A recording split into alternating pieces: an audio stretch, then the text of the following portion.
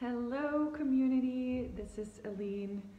I'm coming to you live to talk to you about how I overcame my own mental health challenges and why that has been one of the main reasons behind me wanting to start my own company and to champion the mental health of electronic artists, female soulpreneurs, and also horse owners and their horses. So if you're tuning in live, let me know, say hashtag live. If you're watching the replay, say hashtag replay. I would love to know who's watching and where you're watching from. I am personally currently based in Belgium, born and raised. And yeah, as I said, I would love to hear where everybody is tuning in from. So back in 2015, I decided to start my own company, the Unicorn Mothership. And it really came from a deep calling to help champion mental health in the music industry. I had been active in the music industry for over a decade at the time, and I had seen the big pressures and the competitive environment and the fast-paced environment that electronic artists were working in and were being faced with. And I could see I had tried on many hats in the music industry.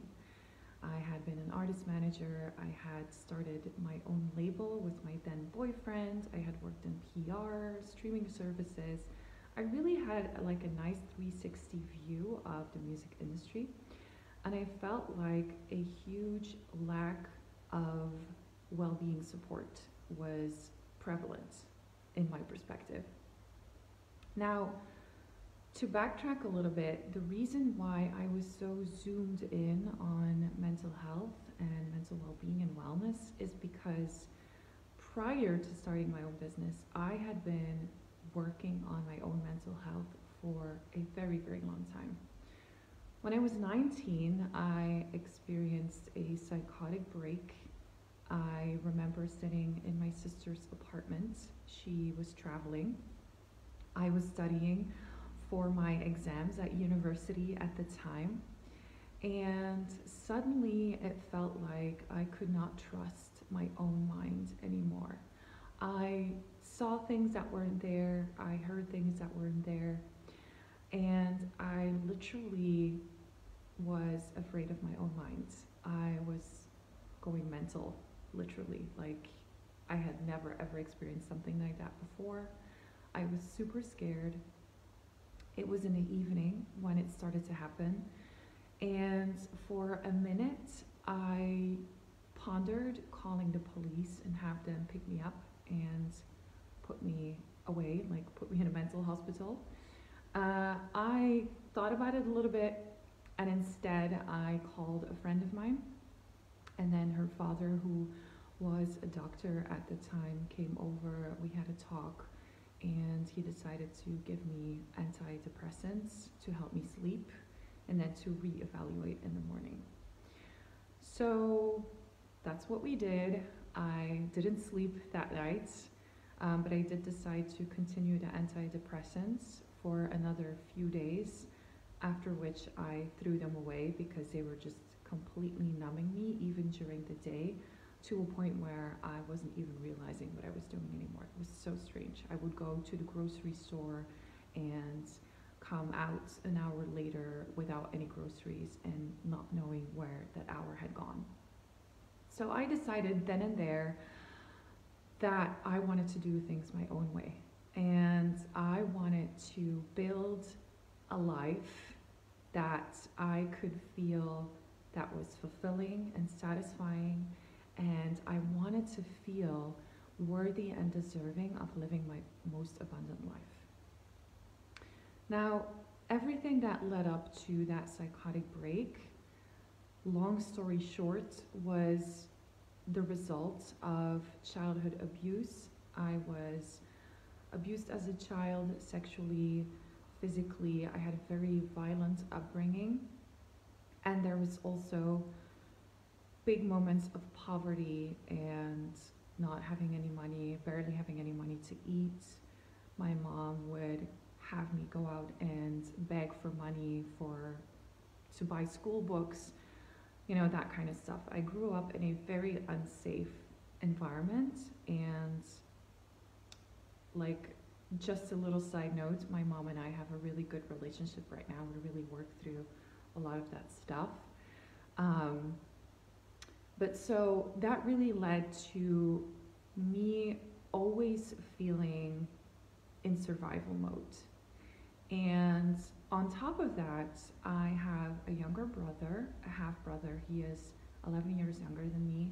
And at the time, my mom was just so overwhelmed and so unsafe herself in the situation that we were in, that she was working many jobs. You know, we had piles and piles of debt, and she wasn't really able to take care of my brother, so I took that on to take care of him. So I started to take care of him when I was 11, up until the age of 17, when I sort of got kicked out, and I decided I'm going to university, I'm going to study.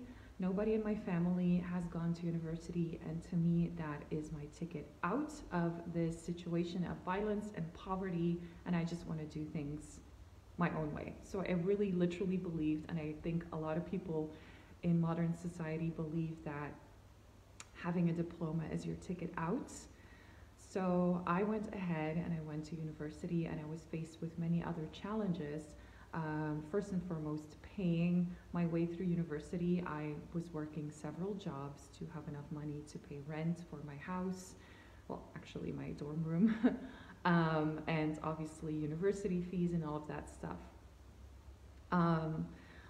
But so it was there that, because I was on my own and trying to better my life, that it was so clear that I just had so much trauma that I was carrying around, and I had been pushing it down, so much so that I had even forgotten certain areas in my life, certain episodes in my life that had happened, and that came rushing back. So at the age of 19, I found myself in my first year of university. It was pretty hard also to, for the first time, study for exams. I had never done that before. So it was a challenge in and of itself, and I had all of these mental health issues, all this trauma that was trying to push its way back out, and so the psychotic break happened.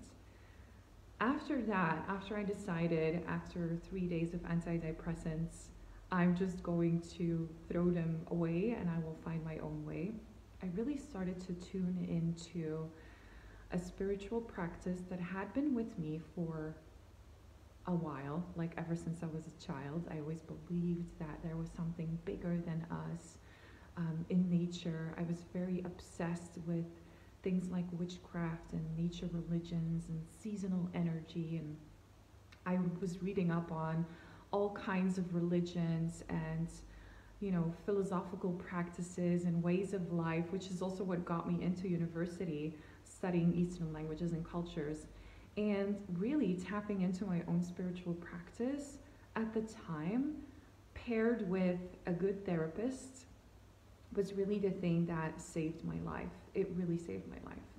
And after that, I started to really go into more of a way of life that felt like I could actually enjoy parts of my life. I didn't always have to be on the lookout to survive, literally, the environment that I was in. And I really started to enjoy myself, and I discovered club culture, nightlife. It was really a way for me to develop my identity, to discover who I am in every aspect of the person that I am, and who I am at my core, in my soul, who is Eline without all of that noise that seemed to be defining me somehow.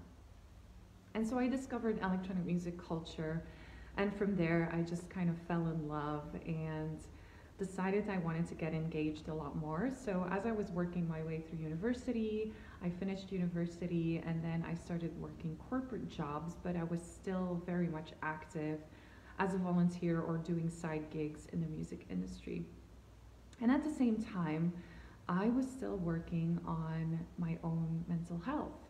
And so I happened to stumble upon life coaching, and I started to work with a life coach, and I did so for, I believe, almost a year, maybe a year and a half. And at some point during one of our sessions, my coach asked me if I wanted to be trained to become a certified holistic life coach myself. And I was like, wow, I never considered doing that. But I could feel, as I was already working corporate life, that the corporate world really was not my thing. Like, I was like, no, I'm not going to do this for the rest of my life. I was already kind of, finding ways in my corporate jobs to be creative and to find connection, to really make sure that I could express myself in a creative way in my corporate jobs, but there was only so much I could do. The jobs were always very much defined, and it was not always that easy to fully thrive and blossom as the person that I was in that kind of job. So as I was going through these life coaching sessions and receiving the request of, hey, the invitation of, hey, do you want to be trained to become a certified holistic life coach yourself? I was like, wow, I felt really honored, because I know my coach at the time, coach therapist who trained me, he wasn't taking on just anybody. He either wanted people who already had a background in psychology or who were therapists themselves.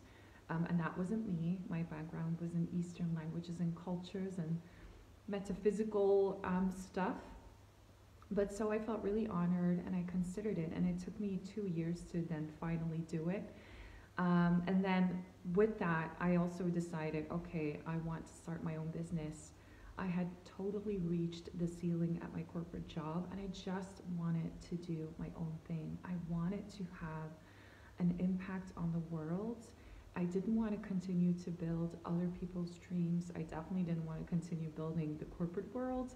And I felt like, yeah, if I want more freedom in my life, if I want more time and more energy to build a passion, to build a life around my passion for music, for creativity, for deep connection to life with capital L, then becoming an entrepreneur is the way to go for me. And so I did. So I went through my training, and in 2015 I founded my own company, and it's really in doing so that I could feel my purpose just click. I could feel that everything that I was passionate about and everything that I had been able to turn around for myself, I could really bring all of those things together. And so I decided that my company, first and foremost, would champion mental health in the music industry. Something that is still very much needed, something that was very hard at the beginning, because when I first started out, everybody was literally like questioning me, like, what the F are you doing? Is there money in that? Like, is that really what people need? Just mental health in and of itself still is and was definitely at the time a taboo topic.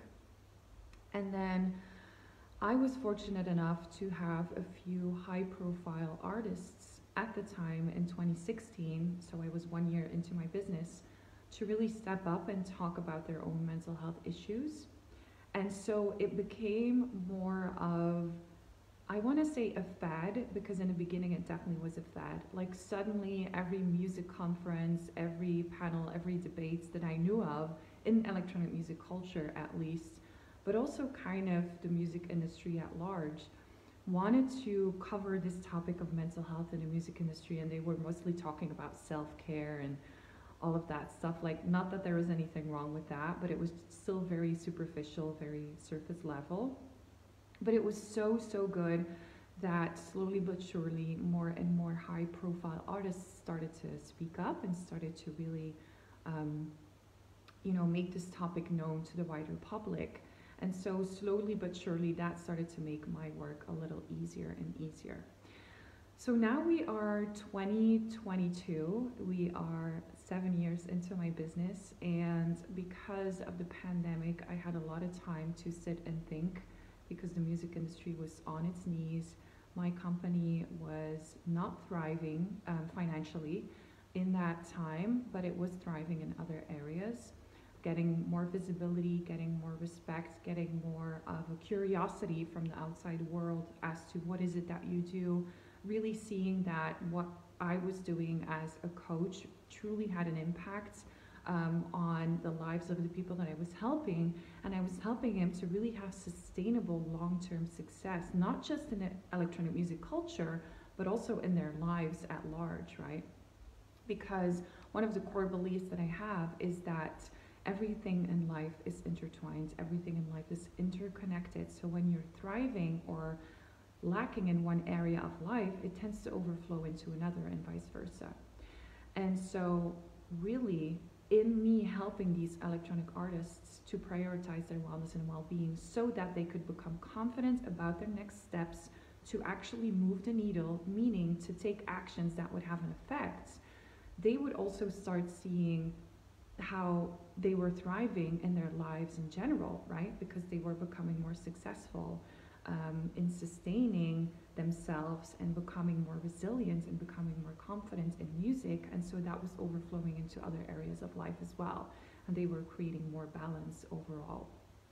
And so I really had a lot of time to think during the pandemic because I wasn't really doing a lot of one-to-one coaching work. I started to really turn my business around. And so it's become more of an online course creation business for electronic artists. And now I'm also adding on other services because I am multi-passionate and I don't think entrepreneurship should fit a certain mold. I don't believe in that. I believe that everybody has their own unique blueprint to success. And I really decided to say yes more and more and more to the things that light me up, to what I'm passionate about, and not listen to what other people think I should do or what the strategy is or whatever. And so I decided to add on extra services. I'm now also helping, besides helping electronic music artists to prioritize their wellness and well-being so that they can have sustainable success in music and in life. I am now also helping spiritual women and soulpreneurs to really create deep connections in their life, in their business, and with any area in life that's important to them, their body, their finances, their spirituality, their romantic partners, their other relationships in their lives, so that they too, just like me, can have more time, more freedom, more energy to really build a life around their passion and to feel worthy and deserving to live their most abundant life. And I've also just recently added on another service, which is equine Reiki, meaning that I help natural horsemanship women to ease the anxiety of their horses so that their horse can become serviceably sound again, so that they can really work with their horses again in a way that feels good to them. So this has been my story about why mental health is so important to me, why it all started up my business, and I hope this can be inspiring to anybody else out there who's looking to find their own way and to live their most abundant life. Thank you so much for watching, and if you have any questions, please feel free to drop them in a comment or my DMs are open. Bye!